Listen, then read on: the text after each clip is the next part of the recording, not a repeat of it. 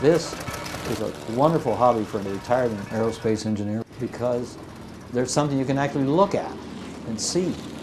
And it doesn't go away. It doesn't get launched into space. It doesn't get canceled. And you're in charge of your own program. You don't have to report to anyone. There's no schedule or anything like that. The four of us that run our Cascade Pacific are a subgroup of a bigger model railway club. And we decided we want to do our own thing in a different sort of way and still be involved with the club. So this is the way we do it.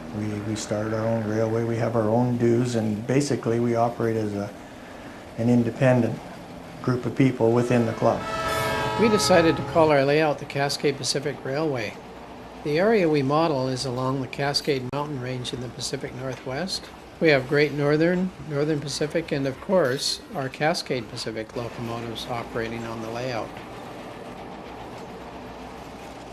I got interested in trains when I was a small child in Richmond Hill, Ontario. I was about 3 years old, and my father and I used to walk along the tracks and watch the Canadian National Railway steam engine blast through Richmond Hill. And that's really where I started. I loved the motion, I loved the noise, and I loved the action.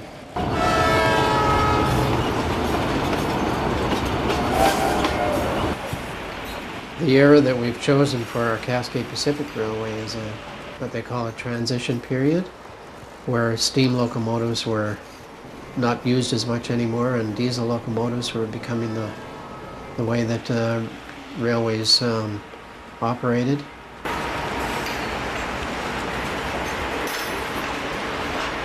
A lot of people have fantasies and desires to work on a real railroad. I tried it. I worked for CP Rail for a year.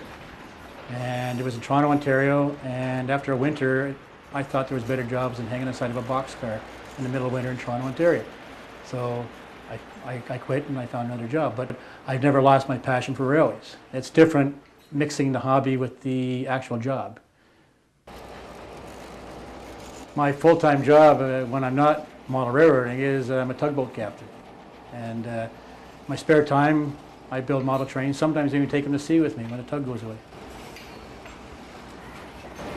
Some of my favorite pieces of the railway are the town scene that Wayne and I spent a lot of time trying to detail. It's still not even detailed where it should be. And the industrial switching area where we can switch trains. And that's my passion, is operating the railroad, not really running it. To make it complete, we've got to make it realistic, and that's what we're striving for. Realistic scenery, realistic rolling stock, and realistic operation.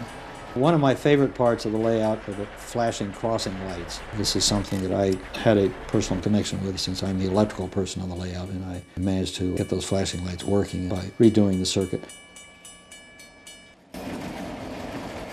When operating a railway, you've got to think 2 or 3 moves ahead of yourself. You don't want to make your moves long and take a lot of time. Time is money on a real railroad. So you've always, it's a logic puzzle. You've got to figure out where the cars are going and what's the easiest and fastest way of doing it. We're all electronic now, so that it's a digital command control system. So every person that's in control of a locomotive is responsible for what that locomotive is doing on the railway. We're given assigned tasks where we have to pick up and drop off cars and clear the main line if a train is coming through, and it can be quite intense and quite interesting if everybody isn't paying attention. We have regular operating sessions at a railway. We put on headphones, we try to operate like a real railroad. Switching cars, making up a train, switching the industries with a switch list, taking the cars that have to come out and putting cars in their place. And running it like a real railroad, that's what I enjoy. And being as I work for CP Rail as a brakeman for 1 year, I have to rein the guys in, I have to show them how to operate a railroad realistically, and we're getting there, slowly. This railway that we have now, we can always have close calls. It's digital command control. That means every railroad is operated independently of each other, not worrying about the polarity of the track. So we can smash trains, we can run into them, we can do everything a real railroad can do. Occasionally we have the odd little bump, let's say, and of course you have to fill out reports, and you get called on the carpet, and the dispatcher reprimands you, and then we go and have a beer. This model railway hobby is sort of halfway between a hobby and a compulsion. My friends and I spend somewhere between 5, 10, even 20 hours a week on this crazy thing. One of the exciting objectives and exciting things we can do now with the locomotives is put realistic sound into them. The manufacturers actually sample sounds from actual locomotives and they incorporate them into chips. It's extremely realistic.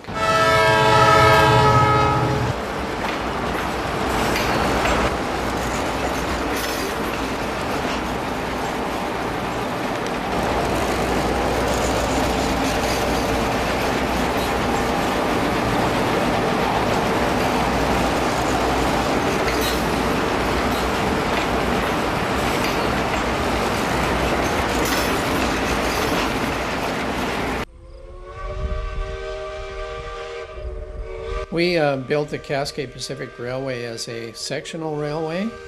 It gives us the opportunity to take individual modules home and work on them, and then when it's showtime, we load everything into a 5-ton truck and take it to the show. We join all the modules together, and then we're able to run the railway for 4 or 5 hours for our own enjoyment as well as the public's.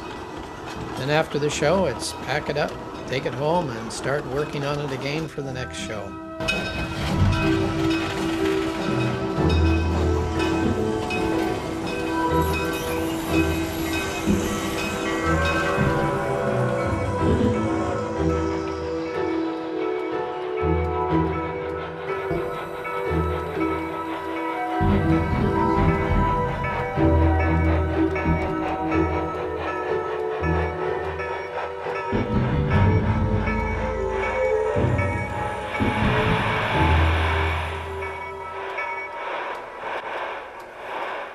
We can do everything a real railroad could do.